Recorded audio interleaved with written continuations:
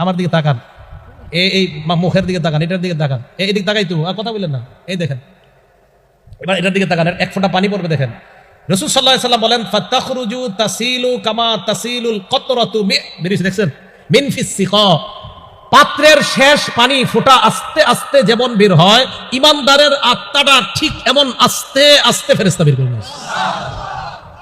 তাসিলুল কতরাতু মিন ফিস seeker, যেইভাবে পাত্র থেকে, পাত্রের মুখ থেকে আস্তে আস্তে বের হয়, এইভাবে বের হয়।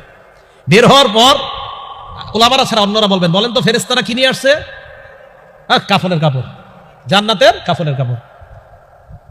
মালাকুল মাউত যখন তার আত্মাটা নেয়, ফাআখাযাহা, আত্মাটা মালাকুল মাউত নেয়, নেওয়ার পর সামনে যারা বসা, লাম ইয়াদাউহা ফি ইয়াদিহি তরফাতা আইন, চোখের পলক পরিমাণও তার কাছে আত্মাটা রাখতে দেয় না। সামনে যারা বসা, কেন?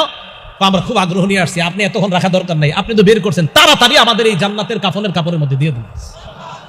ইমানদারের আত্মা, তাহলে বোঝা গেল জান্নাতের কাফনের কাপড় নিয়ে আসি ইমানদারের আত্মা নেওয়ার জন্য, আর আমরা কাফনের কাপড় আনি ইমানদারের লাশ দাফন করার জন্য।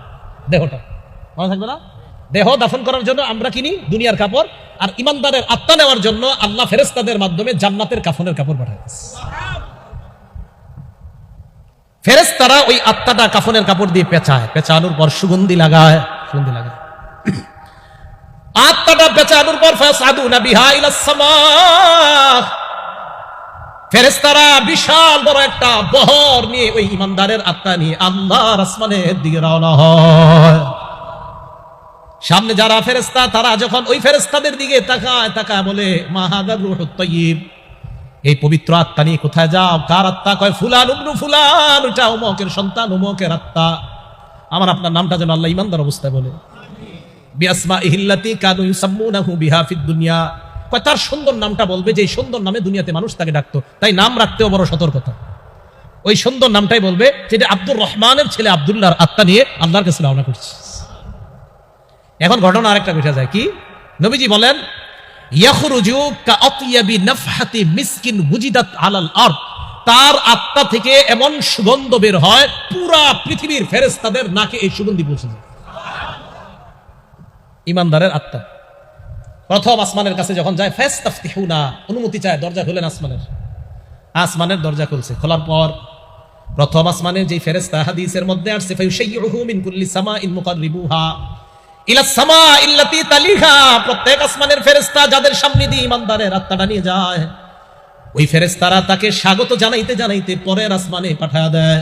এইভাবে যাইতে যাইতে ইলা সামাই সাবিআ, সাত আসমানের উপর যখন আত্মা চলে যায়, আল্লাহ পাক রব্বুল আলামিন ডাক দিয়ে বলে উকতুবু কিতাব আবদি ফি ইল্লিয়িন, আমার বান্দার আমলনামা ইল্লিয়িন জগৎ আছে একটা, এই জগতের মধ্যে তোমরা লিপিবদ্ধ করে দাও।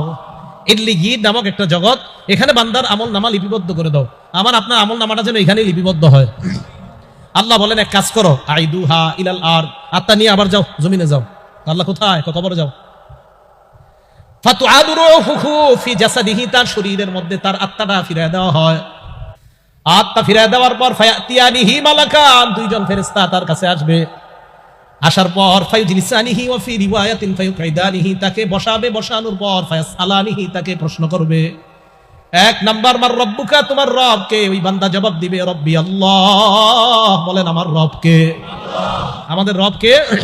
ইন্নাল্লাযীনা ক্বালু রাব্বুনা আল্লাহ, নিশ্চয়ই যারা বলে আমাদের রব আল্লাহ, সুম্মা ইসতাকামু, এই কথার উপর যদি অটল থাকতে পারে, তাতানাজ্জালু আলাইহিমুল মালাইকা, মরণের সময় ফেরেশতারা তার কাছে এসে বলবে আল্লাহ তাখাফু, ভয়ের কারণ নাই, ওয়ালা তাহজানু, দুনিয়াতেও ভয় নাই, আখিরাতেও পেরেশানি হতে হবে না, ওয়া আবশিরু বিল জান্নাহ, আরে জান্নাতের সুসংবাদ নাও। ফেরেশতারা জান্নাতের সুসংবাদ জানিয়ে তাকে দুনিয়া থেকে স্বাগত জানাইতে জানাইতে আল্লাহর কাছে নিয়ে যায়।